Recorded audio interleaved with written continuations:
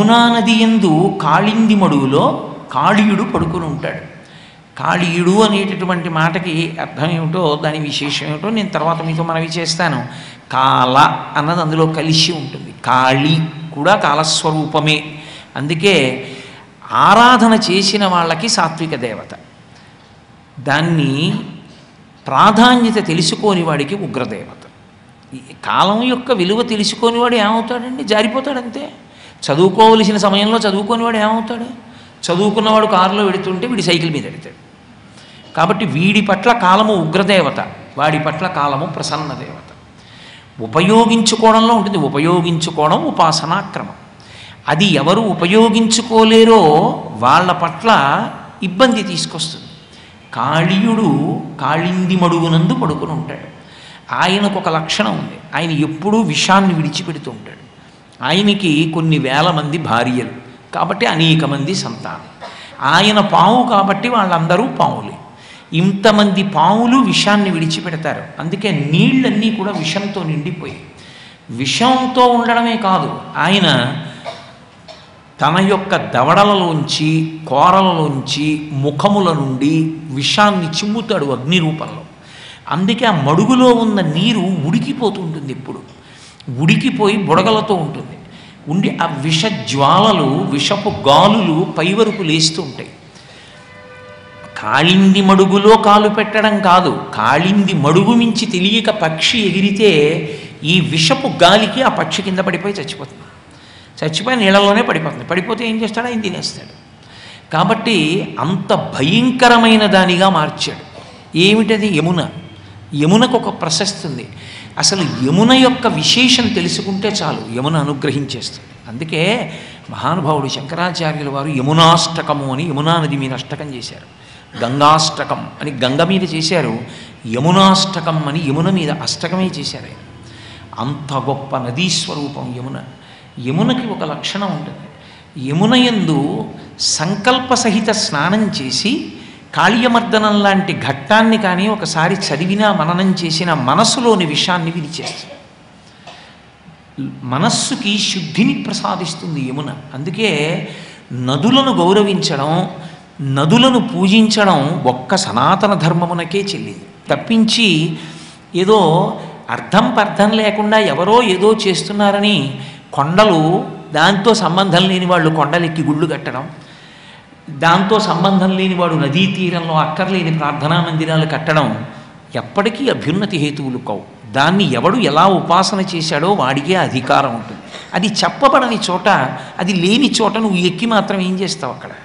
కాబట్టి యమునా నది అంత శక్తివంతం. అటువంటి యమునలో ఈ కాళీయుడు పడుకుని ఉన్నాడు. ఒక రోజున ఈ బలరాముడు రాలేదు. ఎందుకనంటే బలరామకృష్ణులు ఇద్దరూ కూడా అవతారమే. అవతారము అంటే మీరు కొంచెం జాగ్రత్తగా పట్టుకోవాలి అసలు ఆ మాట. అవతార అన్న మాటకు అర్థం ఏంటంటే ఈ మాంసనేత్రమునకు కనపడేటట్టుగా కిందకు వచ్చింది. అంటే అసలు ఈ మాంసనేత్రమునకు అది కనపడదు. ఎందుకు కనపడదు అంటే దాన్ని చూడ్డానికి దీనికి శక్తి చాలదు. నేను మీతో మాట చెప్తాను, పట్టుకోవడం తేలిగ్గా. నెయ్యి ఎక్కడుంటుంది? పాలలో ఉంటుంది. నెయ్యిని చూడడం సాధ్యమా? పాలిచ్చి, నేను పాలిచ్చి నెయ్యి ఏదని అడిగాను అనుకోండి, చెప్పగలరా? అదే పాలు కాచి తోడుపెట్టి చల్ల చిలికి వెన్న తీసి కాస్తే నెయ్యి వస్తుంది. ఇప్పుడు నెయ్యి కనపడుతుంది. నెయ్యి పాల అంతటా ఉన్నా కనపడదు. సాధన చేస్తే కంటికి కనపడుతుంది. అలాగే హరిమయము విశ్వమంతయు హరి విశ్వమయుడు. హరి విశ్వమంతటా ఉంటాడు, నెయ్యి పాల అంతటా ఉన్నట్టు, కానీ కనపడదు. ఎవరికి కనపడతాడు? ఎవడు పాలను కాచి తోడిపెట్టి పెరుగు చేసి అందులోకి కవ్వం దింపి చల్ల చేసి వెన్న తీసి కాచి నెయ్యి చేశాడో వాడికి కనపడుతుంది. ఘృతం పిబేత్, వాడు ఆ నెయ్యి తాగి అనుభవిస్తాడు. అలా ఎవడు సాధన చేశాడో వాడికి విశ్వము విష్ణువుగా కనపడుతుంది. అప్పటి వరకు విష్ణువు విశ్వముగా కనపడతాడు. అదే మాయ. విశ్వము విష్ణువు ఒకటే అంటే మిగిలిన 999 నామాలు మొదటి నామానికి వ్యాఖ్యానాలు. విష్ణు సహస్రనామం అంటే అసలు సహస్రనామం కాదు, అదొకటే నామం. విశ్వం అదొకటే నామం, మిగిలినవన్నీ ఆ నామానికి వ్యాఖ్యానాలు. అంతే యథార్థం. కాబట్టి నేను చెప్పట్లేదు, శుకుడు చెప్పాడు ఆ మాట. హరిమయము విశ్వమంతయు హరి విశ్వమయుండు హరిమయము కాని ద్రవ్యము పరమాణవు లేదు వంశపావన వింటే అన్నాడు ప్రథమ స్కందంలో. కాబట్టి అటువంటి విష్ణుతత్వము అంతటా వ్యాపించి ఉంటుంది. అటువంటి తత్వము ఈ కంటి చేత చూడబడడానికి వీలుగా ఒక రూపాన్ని పొంది భూమి మీదకి దిగి వస్తే అవతార. తార పైన, అవతార కిందకి, వ్యతిరేక పదాలు.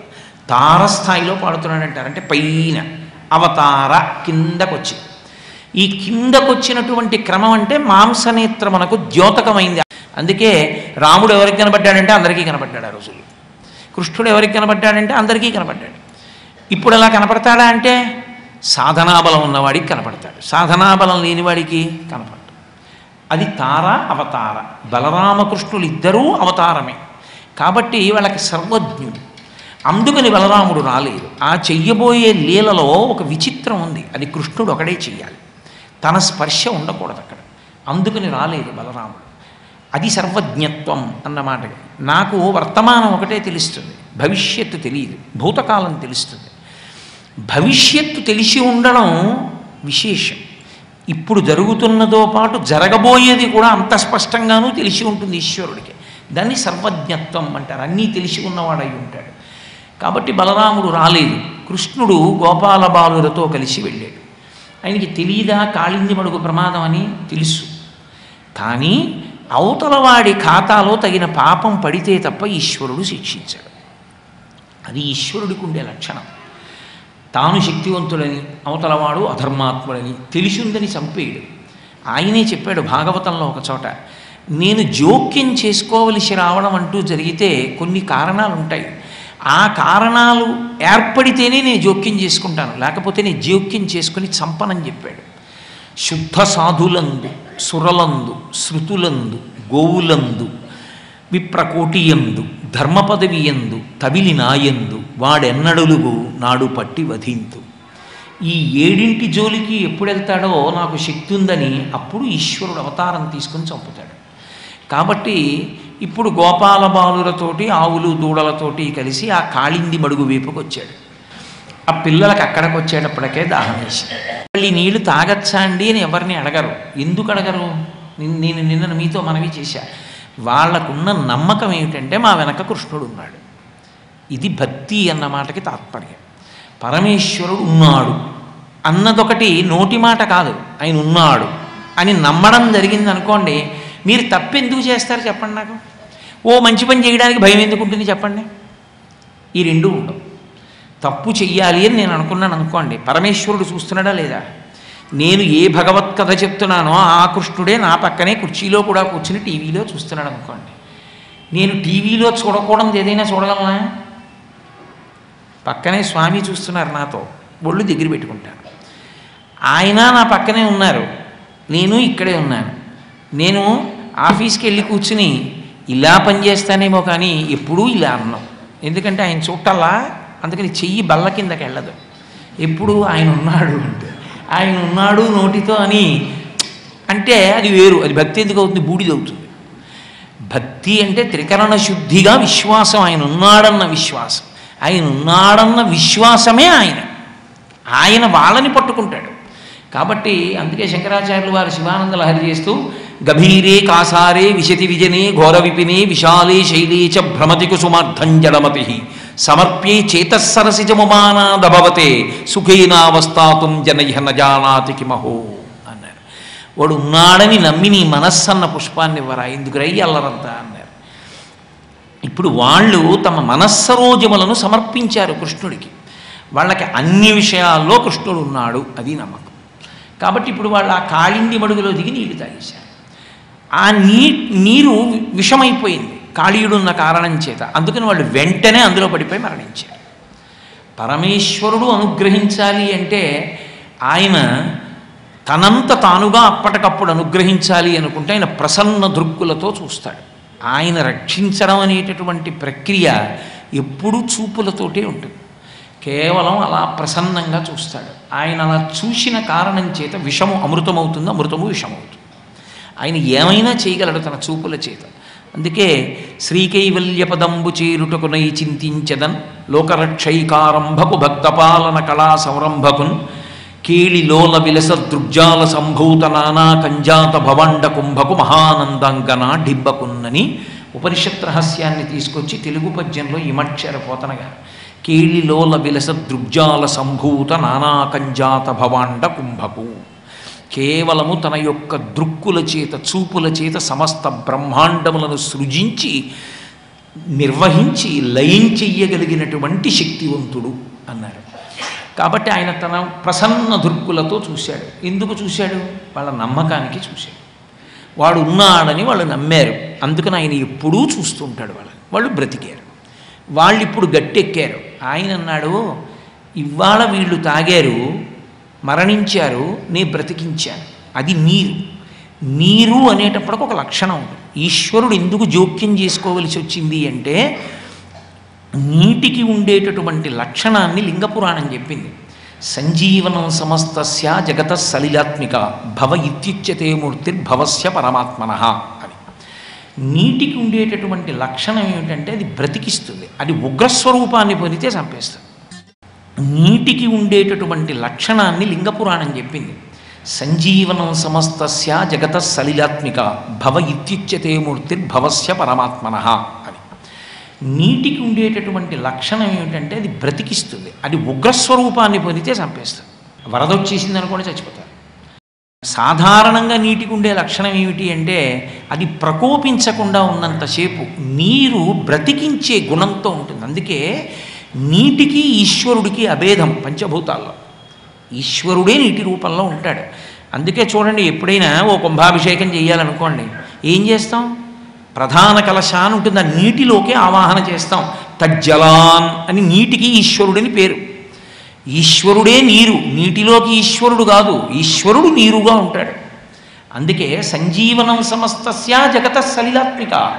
ఈశ్వరుడు నీటి రూపంలో ఉండి బ్రతికిస్తుంటాడు. వేదంలో ఒక మాట ఉంది, అప్పులు వాటి యొక్క మాహాత్మ్యము అని మహానుభావుడు ఆయన వ్యాఖ్యానం కూడా చేశారు. నీటికి ఉండే లక్షణం ఏమిటంటే పోతున్న ప్రాణాలని వెనక్కి తెస్తాయి అవి. అందుకే ఎవరైనా స్పృహ పోయిందనుకోండి, వాడికి ముందు ఏదో డాక్టర్ గారి దగ్గరికి తీసుకెళ్ళరు, కసి నీళ్లు చల్లుతారు. ముఖం మీద నీళ్లు చల్లితే పోతున్న ప్రాణాలు వెనక్కి వస్తాయి, పోయిన స్పృహ తిరిగి వస్తుంది. నీళ్లు పడితే ప్రాణాలు నిలబడతాయి. నీళ్లు లేకపోతే ప్రాణాలు కాదు, ప్రాణాలు ఉండి అభ్యున్నతి లేదు. బతికున్నాడు, నీళ్లు లేవు, ఏం చేస్తావు? సంధ్యావందనం.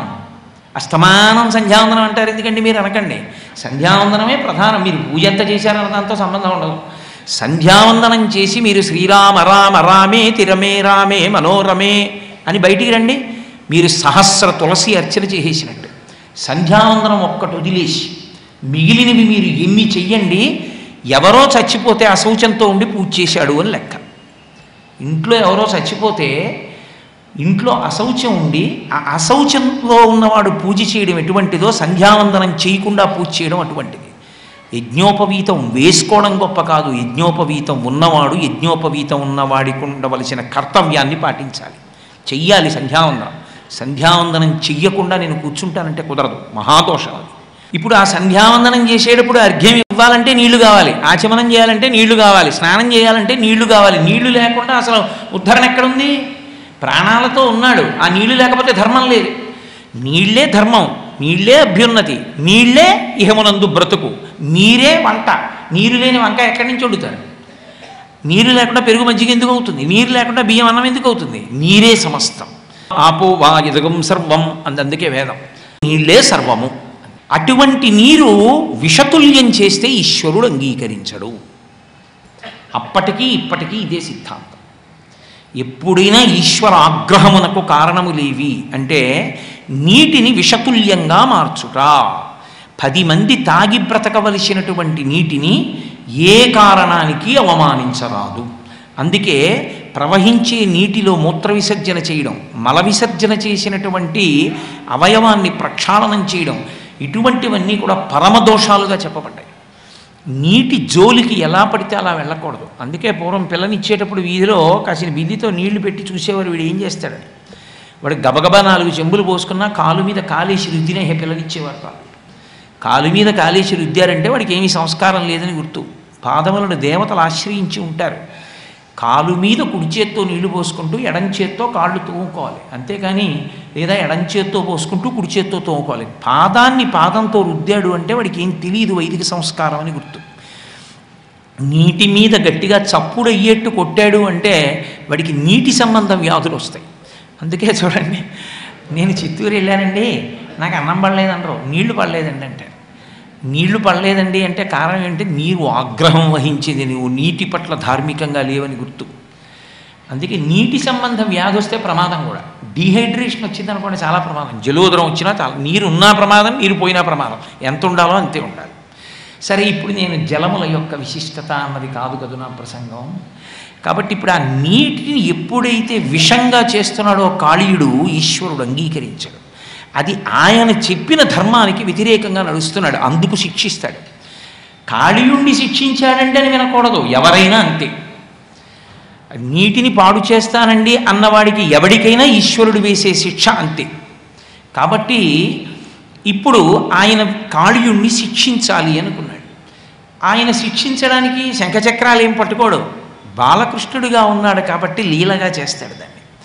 కటిచేలంబు బిగించి పింఛమున చక్కంకొప్పు బంధించి దోస్తట సంస్ఫాలనమాచరించి తక్కుటశాఖాగ్రము మీద నుండి ఉరికెన్ గోపాలసింహంబు దిక్తటముల్ మ్రోయ హృదంబులో గుబగుబద్వానంబనూనంబుగన్ అన్నారు పోతన గారు. కటిచేలంబు బిగించి, అమ్మ కట్టినటువంటి ఆ పట్టు దట్టిని బాగా గట్టిగా ముడేసుకుని ఆ గోచి గట్టిగా తీసి బిగించి వెనక్కి పెట్టుకున్నాడు. కటిచేలంబు బిగించి పింఛమున చక్కంకొప్పు బంధించి ఆ జుట్టు ముడి గట్టిగా వేసుకుని ఆ నెమలీకని బాగా దోపుకున్నాడు లోపలికి.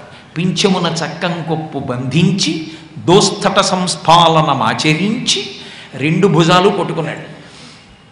ఎక్కడ ఏది చెయ్యాలో అదే చెయ్యాలి. ఎక్కడ పడితే అక్కడ ఏ చప్పుడు పడితే ఆ చప్పుడు చేయడం, ఎక్కడ పడితే అక్కడ ఎలా అంటే అలా ప్రవర్తించడం, అసలు వాళ్ళకి ఆ యోగ్యత లేని వాళ్ళు అని గుర్తు. ఆడవాళ్ళు ఉన్న చోట సభలోనూ పురుషుడు తొడకొట్టి చప్పుడు చేశాడనుకోండి, వాడు పరమ అయోగ్యుడని గుర్తు. తొడ చప్పుడు అవ్వకూడదు పురుషుడికి, ఒక్క సంగీతంలో తాళం వేస్తే తప్ప. పురుషుడు తొడ చప్పుడైంది అంటే ఒక్క యుద్ధభూమిలో వినా, స్త్రీలున్న చోట తొడ కొడితే తొడలు విరిగిపోతాయి. ఎందుకు విరిగిపోయాయి? దుర్యోధనుడికి ద్రౌపదీదేవిని చూసి తొడగొట్టాడు కాబట్టి. అందుకే ఎక్కడికి మనం వెళ్ళాము అన్న దాన్ని బట్టి ధర్మం ఉంటుంది. 6 గంటల 15 నిమిషాలకి సభ అంటే 6 గంటలకు వచ్చిన వాళ్ళు 5:30కు వచ్చిన వాళ్ళు ముందు కూర్చోవడం న్యాయం. 6 గంటల 30 నిమిషాలకు వచ్చిన వాళ్ళు వెనక నుంచి నడిచి వచ్చి ముందుకు వచ్చి కుర్చీ వేసుకుంటే సభాప్రవేశ యోగ్యత లేని వాళ్ళు ప్రవేశించారని గుర్తు. ఎవరు ఎలా ఉండాలో అలా ఉండాలి, అంతేకాని ధిక్కరించి అతిక్రమించి ప్రవర్తించకూడదు. ధర్మం తెలిసి ఉంటేనే సభాప్రవేశం, లేకపోతే సభాప్రవేశం ఉండదు. కనుక దోస్తట సంస్ఫాలనమాచరించి ఆయన 2 భుజాలు కొట్టుకున్నాడు. అంటే హేళగా లీల చేస్తాను, నీ శక్తిని నేనేం పట్టించుకునేవాడిని కాను, ఇంతమందిని భయపెట్టేవేమో, నువ్వు నన్ను భయపెట్టగలిగిన వాడివి కావు. ఇది చెప్పడానికి దోస్తట సంస్ఫాలనమాచరించి చరణద్వంద్వంబు గీలించి. అబ్బో ఏమి పదాలు పడతాయో! పోతన గారికి మహానుభావుడు, సరస్వతీ స్వాధీనుడు, శారదానుగ్రహం పొందిన మహానుభావుడు. చరణద్వంద్వంబు గీలించి ఆ 2 పాదాలు బాగా తొక్కిపెట్టి తక్కుట శాఖాగ్రమ మీద నుండి ఉరికెన్. దూకేటటువంటి వాడు ఒక్కసారి కొమ్మమించి దేవుణ్ణి తలుచుకుంటూ దూకేశాడు అనుకోండి, వాడి శరీరం విడిచిపెట్టేయడానికి దూకేస్తున్నాడని గుర్తు. మంచి ఉత్సాహంతో దూకుతున్నటువంటి వాడు ఆ కొమ్మని బాగా ఊపి ఊపి ఊపి ఒక్కసారి దూకాడు అనుకోండి, వాడు ఏ ఈతో కొట్టడానికి సంతోషంతో దూకుతున్నాడని గుర్తు. అందుకని తత్కుటశాఖాగ్రము మీద నుండి ఉరికెన్ గోపాల సింహంబు. సింహంబు అన్న మాటలోనే తెలుస్తుంది ఇక ఆ శౌర్యమునకు ఎదురు లేదు. దాని ముందు ఇక ఏ ప్రాణి నిలబడగలిగినటువంటి సమర్థత ఉండదు. సింహానికి ఆ లక్షణం ఉంటుంది, దాని వాసన చాలు, దాని వెంట్రుకల్లోంచి వచ్చే వాసనకి పారిపోతాయి జంతువులు. కాబట్టి గోపాల సింహంబు అండంలోనే కాళీయుడు అణిగిపోతాడు అని గుర్తు. తత్కుటశాఖాగ్రమ మీద నుండి ఉరికెన్ గోపాల సింహంబు దిక్తటముల్ మ్రోయ హృదంబులో గుబగుబద్వానంబనూనంబుగన్. ఆ సరస్సులో గుబగుబ గుబగుబ నీళ్లు పైకొచ్చేటట్టుగా, దిక్కులన్నిటికీ కూడా ధ్వని వినపడేటట్టుగా దూకి ఆ ఈత కొడుతూ జలక్రీడలు ఆడుతున్నాడు. ఆడుతుంటే చూశాడు లోపల కాళీయుడు పడుకునున్నాడు, కాళీయుని భార్యలున్నారు, కాళీయుని బిడ్డలున్నారు. ముందు అహంకార స్పర్శ అని ఒకటి ఉంటుంది. ఆ అహంకార స్పర్శ అన్నిటికన్నా ప్రమాదహేతు. వచ్చిన వాళ్ళు ఎవరు అని అడగడం వేరు, ఎందుకు వచ్చాడు, ఎందుకు దూకాడు అని కనుక్కోవడం వేరు, నేనుండగా ఎలా దూకాడు అండం వేరు. అదే అహంకారం. రావణాసురుడు మాట్లాడినా అలాగే ఉంటుంది రామాయణంలో. అందుకని నేను ఇక్కడ ఉన్నానని తెలిసి కూడా ఎవడు వచ్చి దూకినవాడు అని ఆయన ఒక్కసారి 101 పడగలు కాళీయుడికి 101 పడగలతో పైకి లేచాడు. ఆడుకుంటున్నాడు కృష్ణుడు ఆ నీళ్లలో. ఆయన బ్రతికించినటువంటి గోపాల బాలురే యమునా నది ఒడ్డున నిలబడి చూస్తున్నారు. వాళ్ళకి ఇందులో మనం దూకితే చచ్చిపోయాం, కృష్ణుడు బతికించాడని వాళ్ళకి తెలియదు. కృష్ణుడు ఆడుతున్నాడు, వాళ్ళు చూస్తున్నారు, వాళ్ళకి సంతోషం. ఏమండి, జలక్రీడలకు ఒక లక్షణం ఉంటుంది. సాధారణంగా పిల్లల విషయంలో మీరు చూశారో లేదో, ఒకడు దూకాడు అనుకోండి, మిగిలిన వాళ్ళు అందరూ దూకుతారు. మరి మిగిలిన వాళ్ళు దూకరా? మరి వాళ్ళకి దూకాలని బుద్ధి పుట్టాలిగా. మరి వాళ్ళు ఎందుకు దూకలా? వాళ్ళంత బుద్ధిగా ఒడ్డుని ఎందుకున్నారు? చచ్చి బతికామని తెలియనప్పుడు వాళ్ళు ఒడ్డుని ఎందుకున్నారు? కృష్ణుడు ఒక్కడే ఆడుతుంటే వాళ్ళు చూస్తూ ఎందుకు కూర్చున్నారు? అంటే ఒక్కటి జ్ఞాపకం పెట్టుకోండి, భగవత్ శక్తి యొక్క ప్రధాన లక్షణం ఏమి అంటే బుద్ధి ప్రచోదనం. అందుకే మీరు ఏ పూజ చేశారన్న దాంతో సంబంధం ఉండదు. చిట్ట చివర లఘుగాయత్రి చెప్పినప్పుడు అడిగేది ఏది అంటే ప్రచోదయాత్. మీరు శారదానవరాత్రులు అన్నీ చేస్తే చివర ఏమడుగుతారంటే కాత్యాయనాయ విద్మహే కన్యాకుమారి ధీమహి తన్నో దుర్గి ప్రచోదయాత్. ఏ పూజ చెయ్యండి, మీరు ఏ రూపానికి పూజ చేశారో ఆ రూపాన్ని బుద్ధి ప్రచోదనం చేయమని అడుగుతారు. బుద్ధి ప్రచోదనము అంటే మంచి విషయము వైపుకు మా బుద్ధులు మరలుగాక, మంచి నిర్ణయములు చేయుగాక. అప్పటి కృష్ణుడితో పాటు దూకితే ప్రమాదం. అందుకని కృష్ణుడు దూకితే మనం దూకక్కర్లేదు, ఆయన ఆడుతుంటే మనం చూద్దామని వాళ్ళకు బుద్ధి పుట్టేట్టు చేసిన వాడు ఆయనే అని గుర్తు. అందుకు దూకరు. కాబట్టి పిల్లలు అలా ఉన్నారు, ఆయన లోపలికి దూకాడు. లోపలికి దూకి ఆడుతున్నాడు. చూశాడు కాళీయుడు. 101 పడగలు విప్పి కాట్లు